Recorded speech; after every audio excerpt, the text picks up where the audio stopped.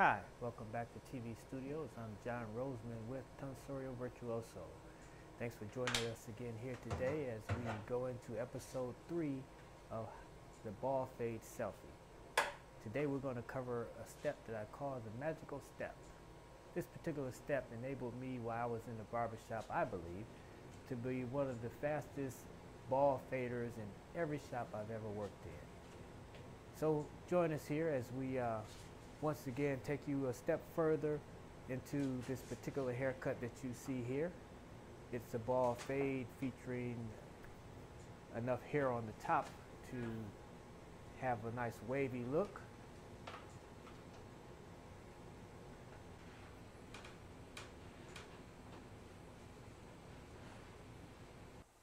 So this is what I'm going to term the magical step that makes the skin line or the most difficult step in a bald fade easier to blend.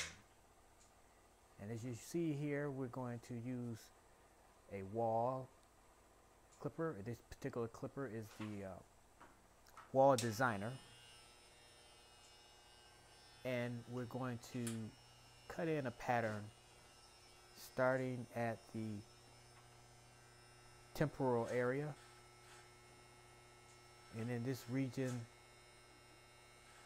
or in this area, we're going to cut a section that is about 1 inch to maybe 1.5 inches. And you'll notice as we go around to the back of the head, that region that we're cutting out, or that section we're cutting out, expands to maybe 2.5 to almost 3 inches.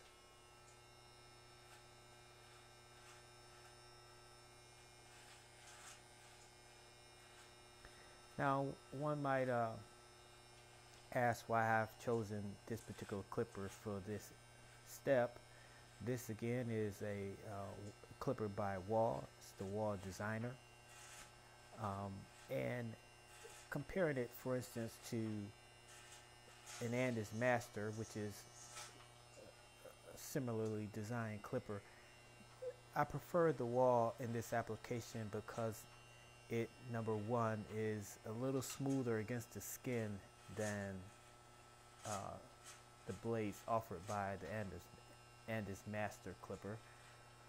Also, which is maybe viewed to some degree as a disadvantage for this clipper, is the power or the speed at which it cuts.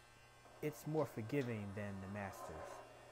The Andis Master is a much more powerful clipper, and I prefer the slow action of this Wall clipper in this application because it's more forgiving.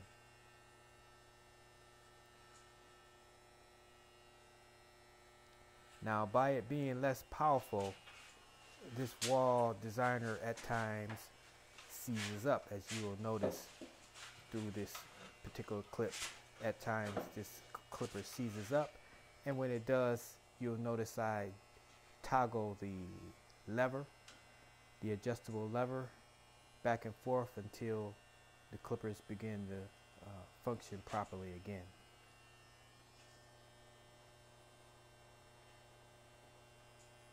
The Wall Designer is also, by comparison to the Andis Master, a little lighter and more comfortable.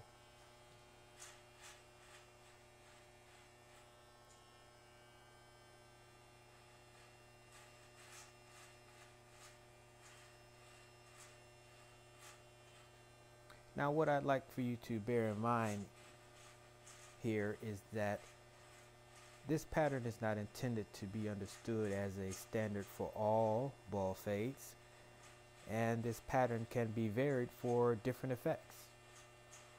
Personal taste, head shape, and many other factors are logical influences on the steps or the patterns used to accomplish a nice bald fade.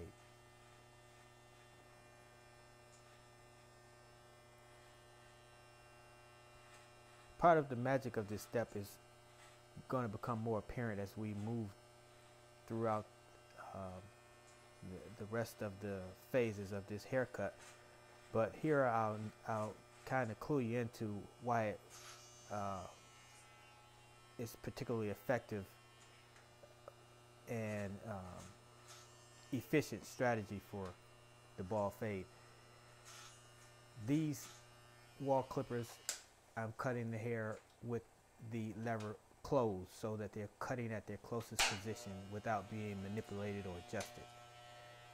And this particular step,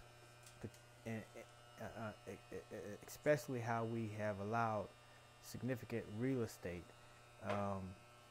in this step. What I mean by that, that inch to 3 inches of negotiating area in this step really lends itself well to allowing you a very forgiving section with which to negotiate the most difficult blend line of the ball fade. Some people call it the skin line, the ball fade line, but this is what gives most people a very hard time with. Even some professionals clearly have not mastered this by looking at some of the haircuts I see that people say they've gotten from a professional.